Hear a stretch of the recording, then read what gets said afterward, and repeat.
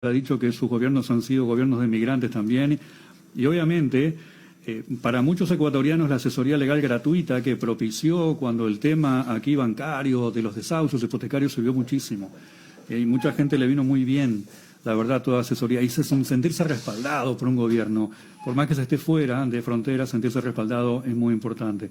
Así que bueno, claro, esa será la primera pregunta, la de inicio. Yo ya me voy descubriendo un poco, Juanjo, ¿eh? Porque claro, es obvia además, ¿no? Sí, correcto. Es obvia, es el mensaje, la propuesta hacia la diáspora, pero después, bueno, podríamos preguntarle muchas cosas más a Correa, pero seguramente, bueno, hombre que ha sabido ser entrevistador también en su Conversando con Correa y que también, bueno, de alguna manera sabe cómo hablar. Para él seguramente media hora es muy poco, pero aquí estamos, con Juanjo Martín Arriera, estamos con Gerardo Moyano Guerra, con Manolo Henry en Controles y con los compañeros del Movimiento Revolución Ciudadana, aquí en España, que son los encargados de transmitir para toda España. Para toda España estamos ejerciendo esta transmisión, entonces, para toda España, para todo el colectivo residente en España, para toda la diáspora ecuatoriana, no solo en España, sino también en Europa. Ya estamos viendo las imágenes de Rafael Correa Delgado. No sé si me escuchas ya, Rafael, o si esperamos un poquito, si nos escuchas, Rafael Delgado. Rafael Correa Delgado, entonces con nosotros aquí en Sputnik Radio 1530, buena puntualidad como siempre, esperándote. Aquí estamos en Sputnik Radio, una transmisión por radio, 105.4 FM, también sputnikradio.es, en la transmisión por redes sociales de nuestra radio y en la transmisión por redes sociales de Revolución Ciudadana de toda España, que está esperando tu mensaje para la diáspora ecuatoriana. También la transmisión de esta reunión por parte de Esquerra Unida de Islas Baleares para toda España. O sea que tu mensaje, Rafael Correa Delgado, llegará a toda la diáspora ecuatoriana. Primero la bienvenida, el saludo y gracias por estar aquí en Sputnik Radio desde Palma, Mallorca, desde las Islas Baleares. Un saludo, Rafael Correa.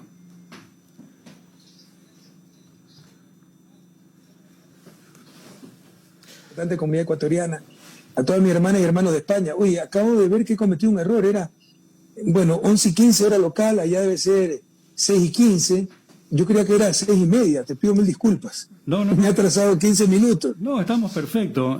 Sé que tienes muchas entrevistas, pero estamos perfectos. Ha sido Perdóname, ya está la cuarta entrevista del día. Estoy despierto a las 4:30 de la mañana, hora de México, pero me confundí, yo creía que era 11:15 hora de México, 11:30 ha sido 11:15, así que perdóname si lo hice esperar. Yo soy muy puntual, los ecuatorianos lo conocen, ¿no? Pero bueno, en todo caso, no se imagina lo feliz que me siento de poder comunicar, bueno, con todos los españoles, pero particularmente con mis hermanos ecuatorianos migrantes, que para mí son mis héroes, son mi referencia de vida. Un inmenso abrazo a todas mis hermanas y hermanos ecuatorianos, latinoamericanos y españoles. Bien, es obvio que lo primero que te preguntemos, Rafael Correa, más allá de agradecerte tu tiempo, es que gracias al trabajo de Revolución Ciudadana para transmitir esta entrevista para toda España y de Esquerra Unida de Islas Baleares también y de propia Sputnik Radio desde Palma, es que obviamente nos des un mensaje, el mensaje para toda la diáspora ecuatoriana. ¿Qué ofrece? ¿Qué se le puede ofrecer? ¿Qué se le puede decir al inmigrante ecuatoriano de ganar Arauz el próximo domingo, de ganar Centro Democrático Lista 1? ¿Qué puede esperar la diáspora ecuatoriana de un nuevo gobierno?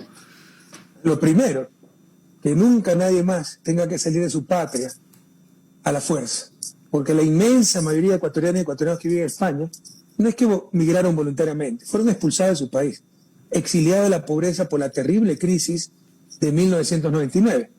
Crisis producto del neoliberalismo, la privatización del Banco Central, todo lo mismo que quieren hacer ahora, los mismos que nos quebraron en el 99.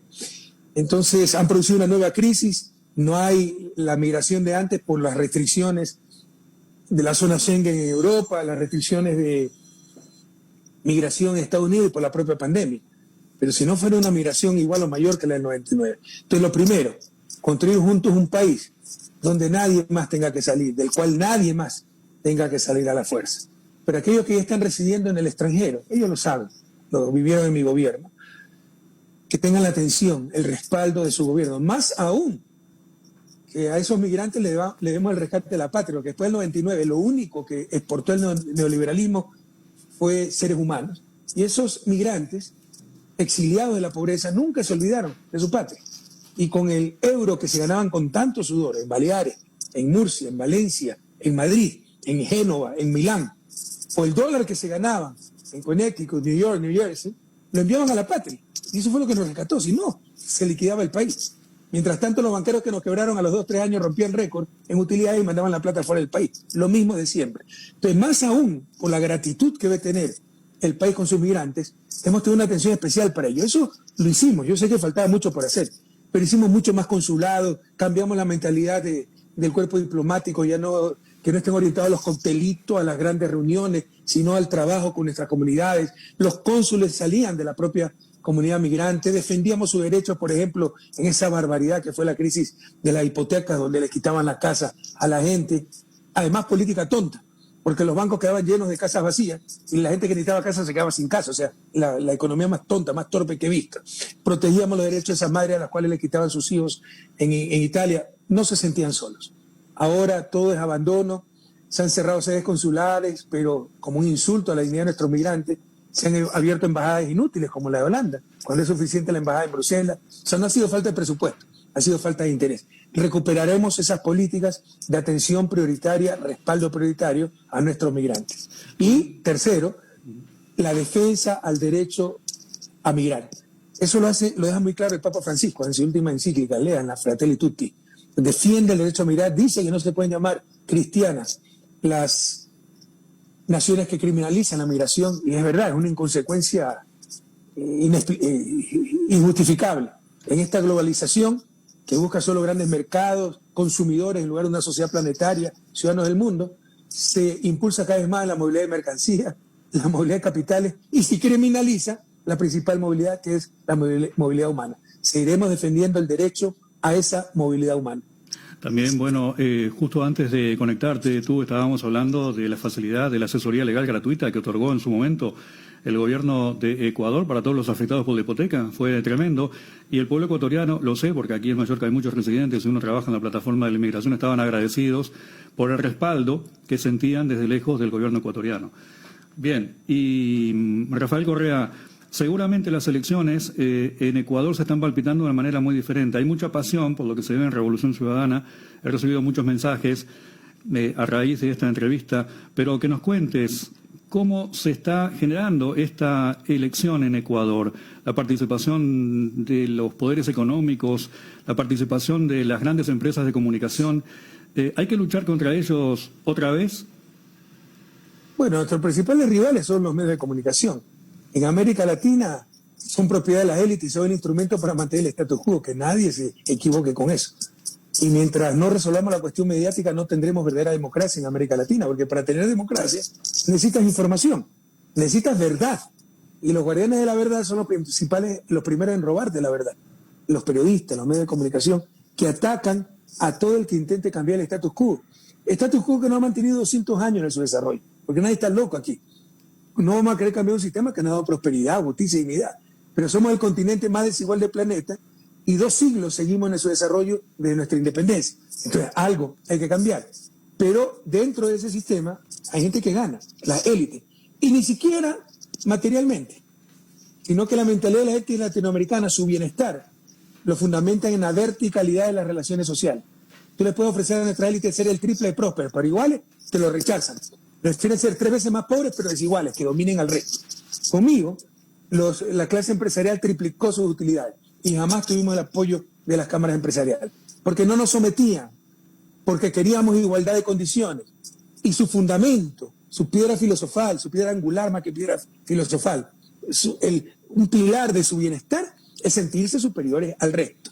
Y guardianes de ese status quo son los medios de comunicación. Mientras no resolvamos la cuestión mediática, América Latina no tendrá verdadera democracia. Mientras los guardianes de la verdad sean los primeros en robarla, mienten los políticos con las mentiras que se dicen en Ecuador, con las mentiras contra mí. Te aseguro que en 30 minutos periodistas honestos en España van a decir, oiga, no hable tontería. O como le dijeron a Trump, oiga, no hable tontería. No hay fraude, usted no tiene cómo probar eso. Acá no, acá potencia esa mentira si es contra Rafael Correa, contra el progresismo. Si los guardianes de la verdad, como te decía, son los primeros en robar la verdad, mienten los políticos, mienten los empresarios, mienten los jueces, mienten todos. Y se destruye la sociedad, se destruye la democracia y nunca vamos a alcanzar el desarrollo. Entonces, esto no es cualquier detalle relevante. Para mí es el tema fundamental. Condición necesaria, no suficiente. Condición necesaria para tener una verdadera democracia y alcanzar el desarrollo. Medios de comunicación que defiendan la verdad que informen en lugar de manipular.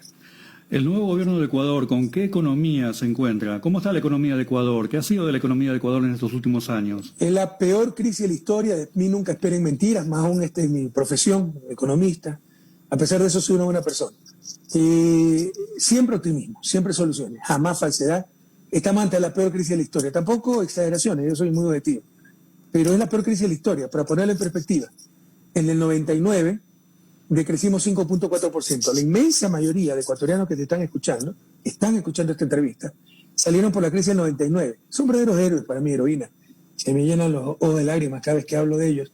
Porque yo he conocido madres que 18, 20 años no han visto a sus hijos, que le dieron un beso, los acostaron, hijos de 2, 3 años, y al amanecer esos hijos no volvieron a ver a su madre. Y prefirieron renunciar a ver crecer a sus hijos para darle a sus hijos un futuro que ellos no tuvieron, una prosperidad que ellos no tuvieron, pagarle los estudios, etcétera, pero con un nivel de sacrificio inmenso. Entonces, esa crisis del 99 decrecimos 5.4%. Ahora vamos a crecer del 9 al 11%, el doble. Así de grave la situación, es la peor crisis de la historia. El próximo gobierno no va a recibir un país, va a recibir ruinas. Por eso no podemos equivocarnos, se necesitan expertos en economía. El problema central de la economía, gracias a Dios, es lo que llamamos los economistas un choque temporal. La pandemia fue un choque de oferta, la gente no podía trabajar, un choque de demanda, no había ingresos para consumir, pero las necesidades de consumo están ahí, de alimentación, de vivienda, de vez en cuando ir a un restaurante. Las capacidades están ahí, está el restaurante con su cocina, están la gente con capacidad de trabajar como mesero. No nos han cortado las manos, no ha habido un terremoto que ha destruido las máquinas, no se desertificó la tierra, las capacidades de producción están intactas, las necesidades están latentes.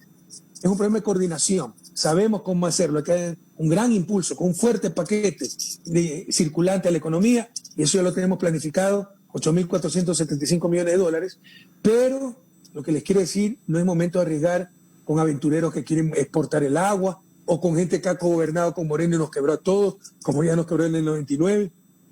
Me refiero al banquero Lazo. Hay que apostar a esa política que tanta prosperidad nos dieron del 2007 al 2017. Porque incluso los anticorreístas que nos están escuchando, que está muy polarizado el país, los medios de comunicación han inoculado mucho odio en ciertos grupos, que me odian, ni me conocen, pero me odian, no sé, por hacer escuelas, carreteros, pero ¿a dónde nos ha llevado este odio? Nos ha destruido, los ha destruido ustedes mismos. Superen ese odio. Y esos anticorreístas, solo pregúntense, ¿cuándo tú vivías mejor? ¿Cuándo tu familia vivía mejor? ¿En esta tragedia? ¿Con el abandono del gobierno si vive en el exterior? ¿O en la tragedia que están viviendo tus familiares en Ecuador? ¿O durante los 10 años de la Revolución Ciudadana, 2007-2017? Si fue durante los 10 años de la Revolución Ciudadana, hay que retomar esas políticas y votar todo por listas 1. Pero no podemos arriesgar. La crisis es gigantesca. Y te hablo de lo económico. Ecuador es el segundo país después de Perú, 2 gobiernos neoliberales, en el mundo con mayor cantidad de muertos por la pandemia.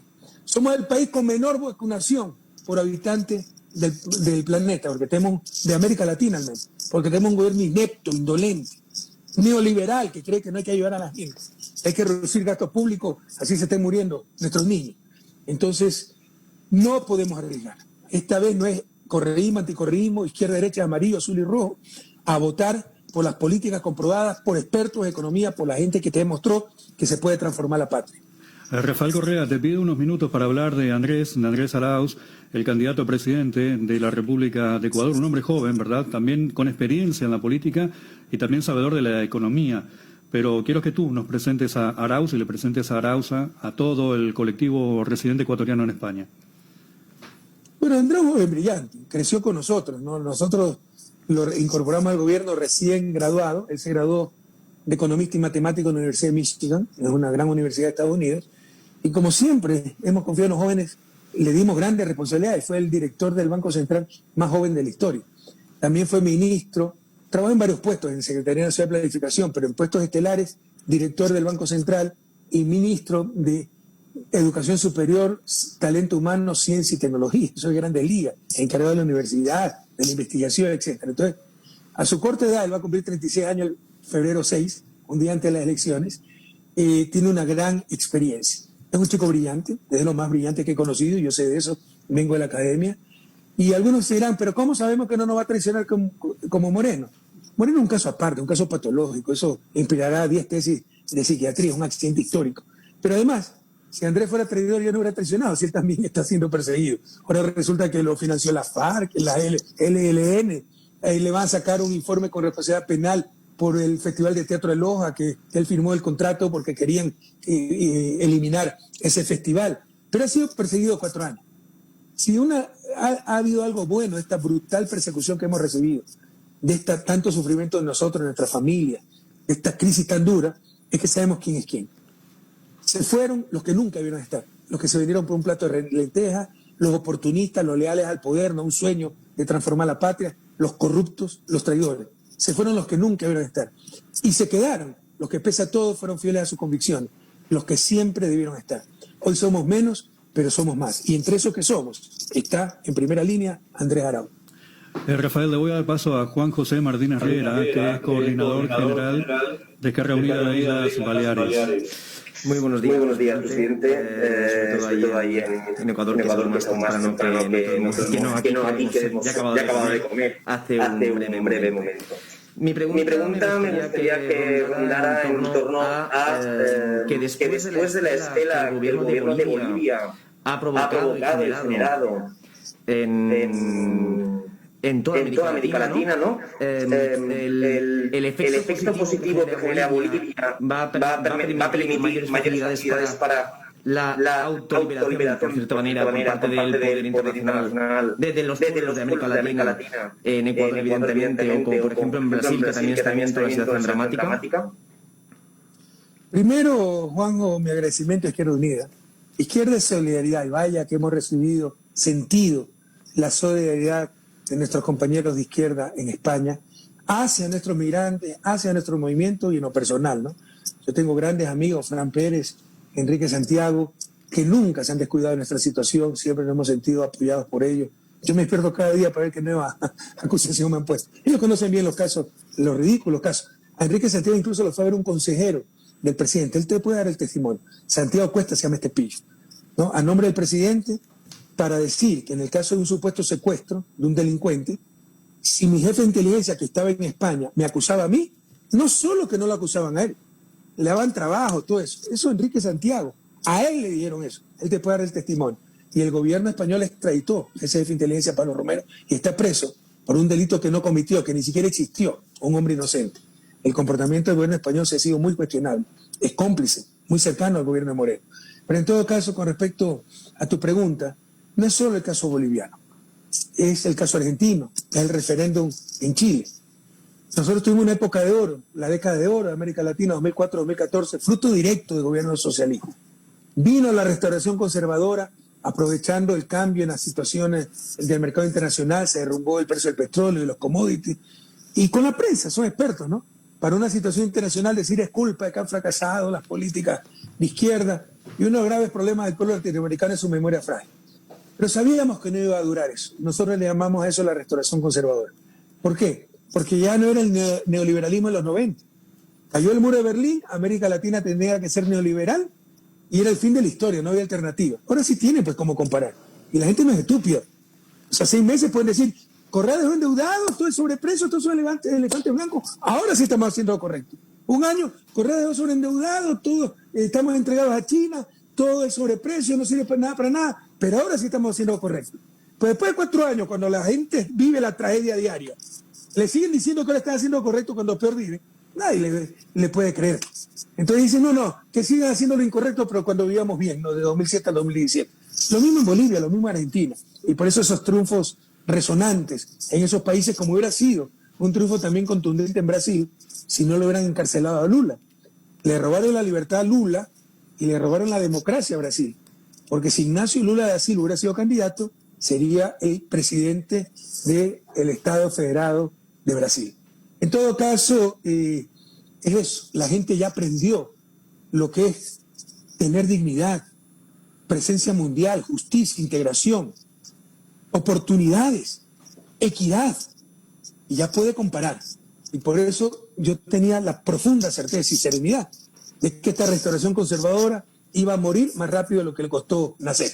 Y eso es lo que estamos viendo en este momento. Y por supuesto, el ejemplo de Bolivia es un ejemplo pero un vendaval de esperanza, ¿no? Después de todo lo que le hicieron a Evo Morales, lo acusaron de golpista, dictador, hasta de pedófilo, y después de un año, esa victoria arrasadora nos llena de esperanza. Ahora, no esperen el mismo resultado que Bolivia. Ellos pusieron la barra demasiado alta, pero por supuesto es un gran impulso para todo el progresismo en América Latina. Iba a hacer la última pregunta para dejar paso a Gerardo, mi compañero. La última pregunta es, ¿crees que habrá un proceso a la ofensiva neoliberal para evitar que ocupéis el poder en caso de ganar las elecciones? Que era un miedo que también existió en Bolivia y que es permanente en toda América Latina, ¿no? Porque antes de empezar el programa estábamos hablando del listado de estados que están acosados directamente por el imperio y por el capitalismo internacional, como Venezuela, ¿no? Como Cuba, que es un gran ejemplo. Por no hablar evidentemente de Ecuador, ¿no? Que aún me acuerdo en el Parlamento Europeo el famoso caso del tema de Texaco que viví también muy de cerca. Mira, si hay un grave riesgo de fraude, o sea, obviamente este Consejo Nacional Electoral no da ninguna garantía, han hecho lo imposible para que no participemos. 3 meses se demoró en inscribir nuestro binomio. A mí, para impedirme ser candidato a vicepresidente, me sacaron una sentencia en 17 días por influjo psíquico para inhabilitarme a cualquier cargo. Entonces, si están dispuestos a esos bochornos, a esa vergüenza histórica, están dispuestos a cualquier cosa. Gracias a Dios no pudieron impedir la inscripción del binomio, no porque no quisieron, porque no pudieron. Ahí hubo presiones nacionales e internacionales del más alto nivel. No pudieron impedir las elecciones, pese a que hasta el viernes pasado trataban de suspenderlas, porque saben que van a perder. Ahora tenemos que cuidar los votos, porque nos pueden robar la elección, tenemos que ganar con un gran margen, nos pueden robar muchos asambleístas.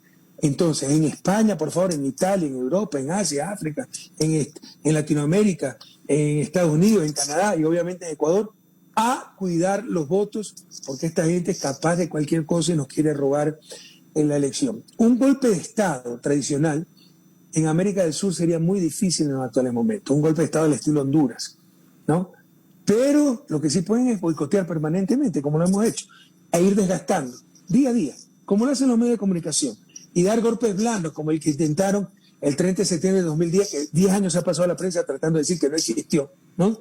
Donde después de permanente desgaste del gobierno, calumnias de la prensa, hasta que tuvieron una mentira creíble, una ley de servicio público muy buena, hoy la reconocen como de las mejores de América Latina, pero le dieron a los policías que por eso iban a perder sus salarios, sus premios, y sublevaron a la policía, a un grupo al menos de policía, unos 1000, y que secuestraron al presidente, me quisieron matar, se tomaron asamblea, aeropuertos, carreteros, medios públicos, mataron civiles, golpearon gente y intentaron desestabilizar el gobierno. Eso sí es un peligro permanente en América Latina. Lo que ocurrió en Bolivia, no intervinieron los militares, no, solamente que el jefe militar le dijo al presidente que renuncie, pero no intervinieron. O sea, es un descaro total. No intervienen directamente las botas militares, eso sería inaceptable que un general desconozca al presidente y él asuma la presidencia. Eso es prácticamente imposible en América Latina, pero sí pueden asusar, impulsar estos golpes blandos para que grupos civiles se tomen el poder con el respaldo de esos militares, supuestamente, con el caso de Bolivia, luchando contra una dictadura, y en verdad son ellos los golpistas, ¿no? Entonces, en eso hay que estar muy atentos, y no hay sistema interamericano que proteja, que garantice ahora la democracia, porque vimos el triste rol de la OEA, en el caso boliviano, no solo que no defendió la democracia, fue el principal cheerleader Almagro del golpe de Estado. Bien, Rafael Correa, y te voy a presentar ahora a Gerardo Moyano Noguera, que es tertuliano de nuestra radio, de Tertulias Sociales Políticas, también es columnista en el diario Última Hora y también es presidente de la Casa de la Amistad, Baleares, Cuba. Así que Gerardo Moyano Noguera, contigo, Rafael Correa. Muy buenas tardes. Me voy a permitir la libertad de llamarle ciudadano Correa. ¿Qué le parece? El mejor título. Y un mejor título es Rafael, ¿eh? Con todo. O ciudadano Rafael Correa. Como que. Es que cuando ha empezado usted a hablar sobre la puntualidad, lo primero que me ha venido a la cabeza es un hombre extraordinario, excepcional, Che Guevara, que también era puntualísimo en sus citas. Como usted sabe. Ahora nos vamos a empezar a hablar de las anécdotas porque hay algunas cuantas. Mi pregunta, y va directa, ciudadano Rafael Correa, como ciudadano de a pie y de casi que muy poco informado de la política de su país, Ecuador concretamente, el ejército exactamente con quién está la mayoría del ejército, porque estando en La Habana, me parece que el golpe de Estado en Bolivia fue el 2018, creo, o 2019, 2018 era, ¿no? Creo recordar, o 19. Yo estaba allí precisamente y claro, enseguida tuvo que salir el compañero Evo Morales y al final ha ganado de verdad y ha regresado a Bolivia, como esperemos que usted también pueda regresar lo antes posible.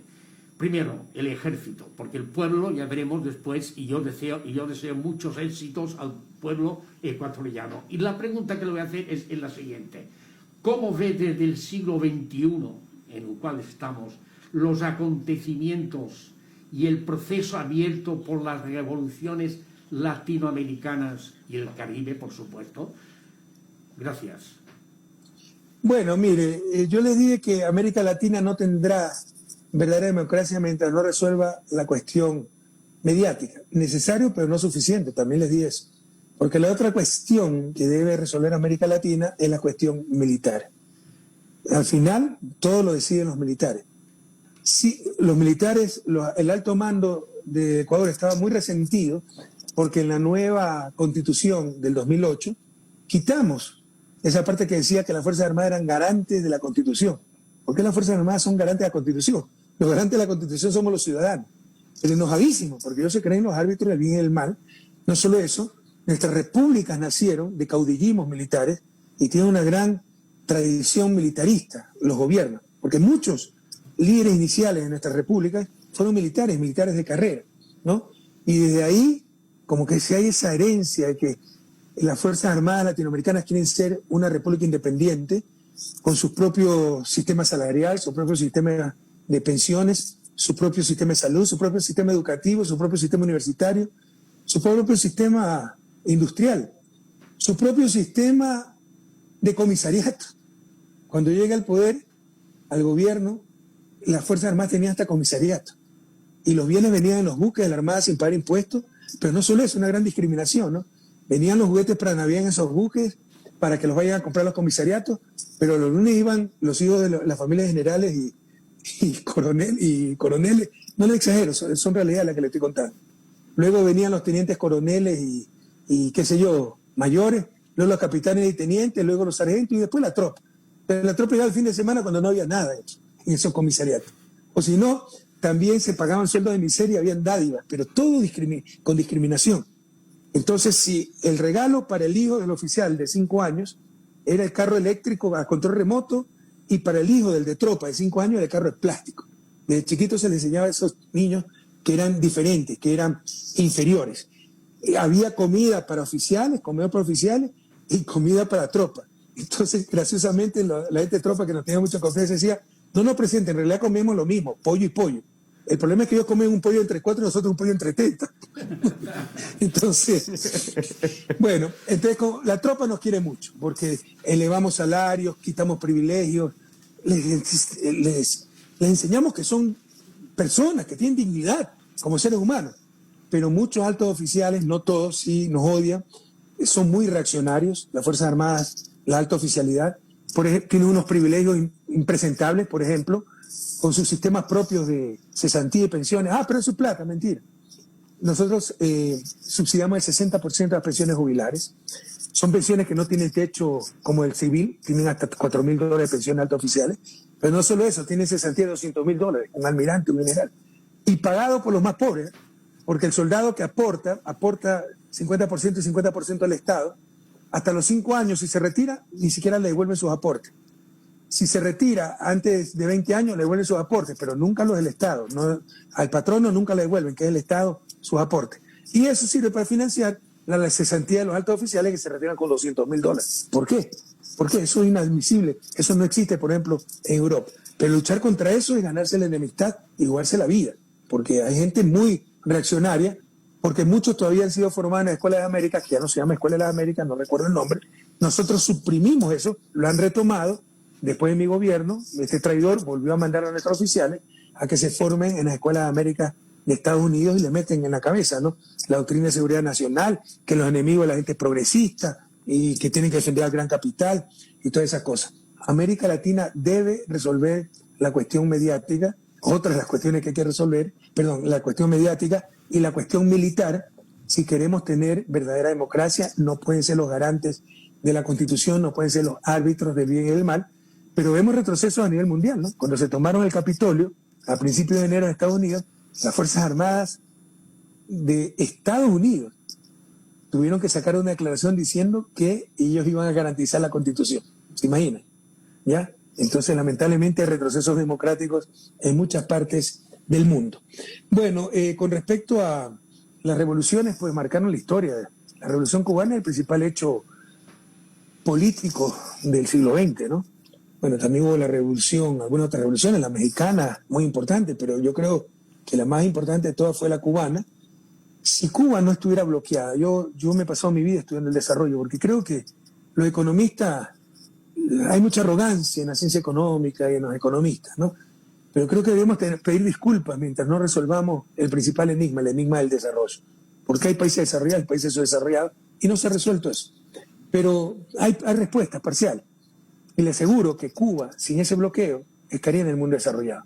Que tiene lo principal, talento humano y cohesión social. Tiene un proyecto de país. Es lo fundamental, necesario nuevamente, no suficiente para el desarrollo.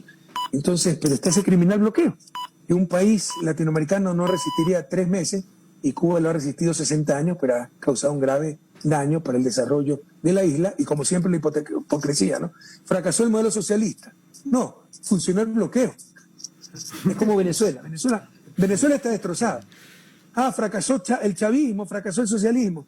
Pero está bloqueada, tiene una economía de guerra. O sea, es como si mañana le pongo una bomba atómica a Chile y digo, fracasó el neoliberalismo. ¿Qué nos pasa? ¿Dónde quedó la decencia, la honestidad intelectual? O sea, más tarde vemos a un muerto con 200 puñaladas en la espalda y digo, se murió por no tener buen estado de salud y por no hacerme caso, porque le dije que tenía que comer. O sea, ya basta. Demasiado hipocresía. Entonces, por supuesto que las revoluciones del siglo XX, sobre todo la Revolución Cubana, marcó América Latina. Yo creo que América Latina necesita revoluciones también, pero definidas como el cambio radical, profundo y rápido de la estructura vigente, porque no tenemos tiempo que perder, hay que hacerlo rápido. Demasiadas generaciones se han perdido para el desarrollo, para el buen vivir. Hay que hacerlo radicalmente, porque no vamos a cambiar la situación tan grave de América Latina con, como decimos en Ecuador, manita de gato, pinturita, de cosméticos, y hay que hacerlo profundamente. El cambio debe ser profundo, porque tenemos un sistema que 2 siglos no ha mantenido en su desarrollo. Einstein decía, hacer una y otra vez lo mismo y esperar resultados diferentes es lo más cercano a la locura. Así definimos la revolución, debe ser en paz. Nuestras nuevas balas deben ser los votos, nuestros nuevos soldados deben ser los ciudadanos, pero deben ser cambios radicales, profundos y rápidos, porque hemos perdido demasiados siglos para el desarrollo. Rafael, estamos recibiendo muchísimos mensajes. Cuando concluyamos contigo los leeremos a todos y haremos una mesa de tertulia, una mesa de debate también, donde se incorporarán otros compañeros de Revolución Ciudadana a nivel de España. Esther Cuesta Santana, con quien estuvimos dialogando en el día de ayer extensamente, cerca de 45 minutos, y nos contó su historia migrante. Me dice Esther, solo cuéntale a Rafael que ayer estuve con ustedes, o sea, con nosotros, con la Sputnik Radio, y compartí mis historias migratorias. Él también conoce lo duro que fue para mí y de mi compromiso con los migrantes. Y es una de las candidatas asambleístas, ¿verdad?, por Europa, Asia y Oceanía. Esther Cuesta es una maravilla, yo la adoro, y ha sido una de las asambleístas más leales y la más preparada de la asamblea, la única PhD. Y ella salió casi como adolescente, ¿no? Perdone, no sé si lo contó, pero no sé si fue un incidente. Perdió a su madre y salió prácticamente como adolescente a Estados Unidos a trabajar en condiciones extremas, como llega la gente allá, irregular. Y pese a todo, siguió estudiando y obtuvo un PhD en la Universidad de Massachusetts, no sé cómo se pronuncia exactamente, pero en la Universidad de Massachusetts. Y luego pues se trasladó a Italia, aprendió italiano, se siguió formando. Es una mujer muy capaz, muy preparada, muy comprometida y muy leal. Yo realmente la admiro muchísimo, Esther, y es el fiel reflejo de lo que queremos defender, de lo que somos. Nosotros no somos oligarquía, no somos los banqueros, no somos gente que ha heredado, somos gente como Esther representa a nuestros migrantes, ¿no? Es la historia de muchos, pero que pudo salir adelante en función de su esfuerzo, enfrentando todos los sacrificios. Así que a mí me llena de orgullo que Esther sea nuestra compañera, que Esther sea nuestra candidata, y refleja bastante bien lo que somos y lo que buscamos, ¿no? Que la gente brillante como Esther no tenga la vida tan difícil, que todos tengamos igualdad de oportunidades. Sé que nos estamos pasando unos minutitos, Rafael, puede ser. Bueno, Juan José Martínez Riera, de Esquerra Unida, ya sabes. Sí, correcto. Bueno, muchísimas gracias, Rafael, por tu tiempo dedicado aquí a Baleares y a reforzar el futuro triunfo de este domingo. También quería transmitir a todos los ecuatorianos que están peleando en esta campaña electoral pues el abrazo internacionalista que desde Izquierda Unida les damos y que estaremos con ellos hasta el final y hasta las últimas consecuencias, y también recordar que al final pues que solo el pueblo salva al pueblo, ¿no? Muchísimas gracias, Rafael. Y cuando quieras estás invitadísimo a venir a Baleares. Te lo regalo rápido. Gracias, Juanjo, con todo cariño. Bueno, esto es una tertulia, pero si fuera una especie de debate para que no sea tan aburrido, bueno, de repente contradecirse. Te respeto mucho tu criterio, pero sí me preocupa algunas veces esa frase como solo el pueblo salva al pueblo, porque no es correcta, con todo respeto. Por ejemplo, el libertador Simón Bolívar cuando nació fue el hombre más rico de Venezuela. Sacrificó toda su fortuna, murió en la pobreza, había al exilio por sus traiciones, por liberar a su América dorada. El mejor ecuatoriano de todos los tiempos, el que es considerado el mejor ecuatoriano de todos los tiempos, de Luis Alfaro, la revolución liberal, la única revolución antes de la nuestra, verdadera, separar el Estado de la Iglesia, dio voto a las mujeres, educación pública, todo aquello. Era un hombre rico, era comerciante, no de español. No solo el pueblo sale del pueblo, toda la gente de buena y de recta intención, que quiere y se ha preparado para poder, porque el voluntarismo no es suficiente, ahí está la capacidad, puede salvar al pueblo. Confiemos en la gente de recta intención, de buena voluntad, que la hay entre los pobres, clase media, más difícil encontrar entre los ricos, pero también hay entre los ricos. Lo que sí es claro es que la burguesía, aunque se vista de seda, burguesía se queda. Entonces, en verdad, tienes que tener ese desprendimiento de los bienes materiales, porque, bueno, no se puede servir a dos señores y se le va. Bien, o sea... Entonces, cuando eres asociales y que... Bien, Rafael se despide de ti, Sí. Gerardo Moya Noguera. Gracias, un abrazo, Gerardo. Muchas gracias por Un fuerte abrazo. Ciudadano Rafael Rafael Correa, muchas gracias por tu tiempo.